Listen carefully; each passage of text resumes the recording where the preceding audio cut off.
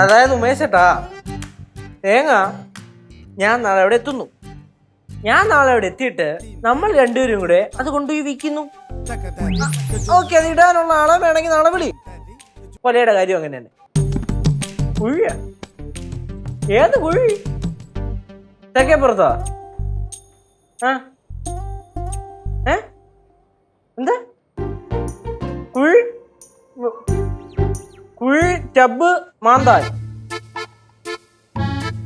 കുഴി മാന്താൻ, കുഴി മാന്തി പറക്കെടുക്കാൻ അമ്മൂമ്മ വരുമെന്ന് അല്ല. വേണ്ട. അതായത് കുഴി ഉമേശേട്ടൻ മാന്തന്ന അമ്മൂമ്മ അമ്മൂമ്മ മോളോട്ട് എടുക്കാനല്ലെന്നാ? എന്റെ ഉമേശേട്ടൻ എനിക്ക് അറിഞ്ഞില്ല. ഇവിടെ കിടന്ന് എന്തൊക്കെയൊക്കെ കാണിക്കണ്, സംസാരിക്കത്തില്ല. അയ്യോ, അസുഖമല്ല, അമ്മൂമ്മയുടെ സ്ഥിരം പരിപാടി മൗനവ്രതം. ഉമേശേട്ടൻ പറഞ്ഞെന്തറിയോ? അമ്മൂമ്മ മൗനവ്രതം എടുത്തുകൊണ്ട് നാട്ടുകാർക്ക് സ്വസ്ഥത കാണുമെന്ന്. അല്ലാതെ ഉമേശേട്ടൻ പറഞ്ഞിട്ടുണ്ടോ?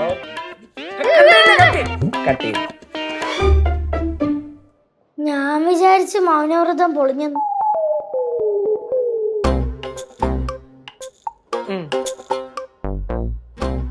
മത്തങ്ങ, കുമ്പളങ്ങ, തേങ്ങ മുമ്പേ പറയണം. തേങ്ങ, തേങ്ങ. അമ്മൂമ്മ കേറി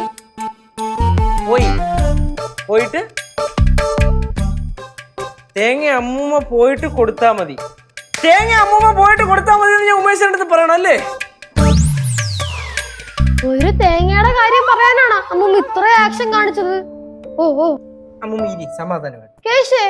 നീ നാളെ കടലിൽ പോകുന്നുണ്ടാ? സന്നഡേ പോകുന്നുണ്ട്. എടാ, എന്നെ കൂടെ കൊണ്ടുപോടാ പ്ലീസ്ഡാ.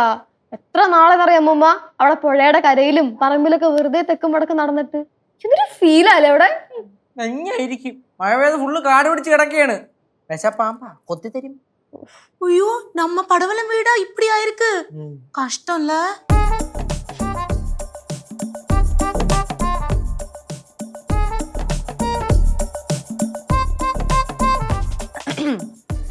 കേശവേ, ഞാൻ പറയുവാണെങ്കിലേ പടവലത്തെ നമ്മുടെ വീടിരിക്കുന്ന ആ ഒരു ഏരിയ ഉണ്ടല്ലോ, അത് ഒഴിച്ച് ബാക്കി പറമ്പും പാടവും കൃഷിസ്ഥലവും എല്ലാം അങ്ങോട്ട് വിൽക്കണം. അല്ല, ഞാൻ വേറെ ഒന്നും കൊണ്ട് പറഞ്ഞല്ല. ആ സ്ഥലമൊക്കെ വിറ്റ് ബാങ്കിലിടുവാണെങ്കിൽ നല്ല ഇൻട്രസ്റ്റ് കിട്ടൂലേ, സുഖമായിട്ട് ജീവിച്ചൂടെ? ഇപ്പൊ തന്നെ ആ വീടിന്റെ അവസ്ഥ നോക്കിക്കേ.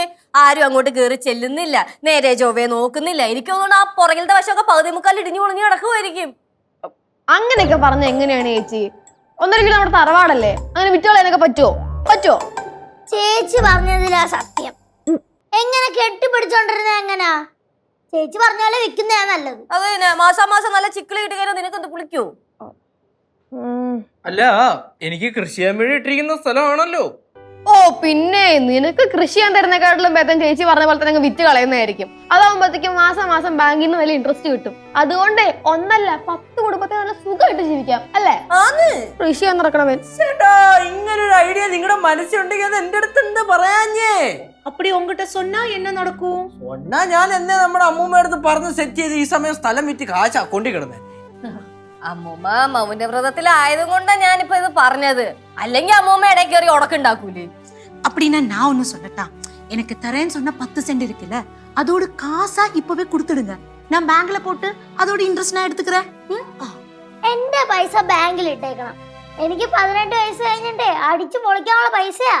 ഒന്ന് നിർത്തുന്നുണ്ടോ? ഒരു തരി ഭൂമി ഞാൻ ജീവിച്ചിരിക്കുമ്പോ വിൽക്കാൻ സമ്മതിക്കത്തില്ല.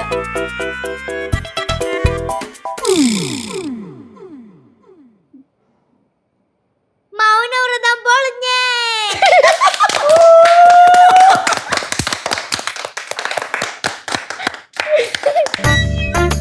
ഓഹോ, അപ്പൊ എല്ലാരും കൂടെ എന്റെ മൗനവ്രതം പൊളിക്കാനുള്ള ഇടവായിരുന്നില്ലയോ? ഞാൻ ഇന്ന് വൈകിട്ട് അമ്പലത്തിൽ പോകും, എന്നിട്ട് നേർച്ചയിടും. ആദ്യം ലച്ചു മൗനവ്രതം എടുക്കണം. അത് കഴിഞ്ഞ് കേശു, അത് കഴിഞ്ഞ് ശിവ, അത് കഴിഞ്ഞു പാറു. വാ സമാധാനം ഞാൻ തപ്പിച്ച. സമാധാനം. നീ ഒരാഴ്ച മാമന വ്രതം എടുക്കാൻ വേണ്ടിട്ട് ഞാൻ നേർച്ച. അമ്മ ഒരു കമ്മയില്ല.